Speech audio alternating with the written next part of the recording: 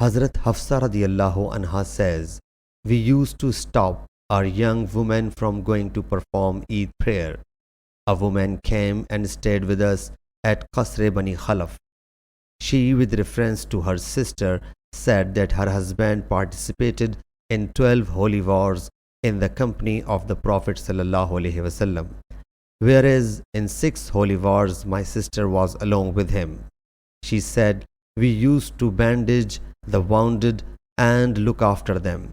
My sister asked the Prophet ﷺ, should any one of us come out if she does not have a big sheet mantle? She should put a loose part of her friend's wrap on her and take part in performing good deeds and in the supplication of the Muslims. When Hazrat Atiyya radiallahu anha came, I asked her, have you heard this from the Prophet ﷺ?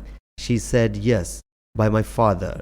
She would always punctuate her speech with these pet words whenever she mentioned the Prophet ﷺ. I heard him saying, the young, the veiled ones, and the menstruating women should also participate in performing good deeds and in the supplication of the Muslims. But the menstruating women should keep themselves away from Eidgah.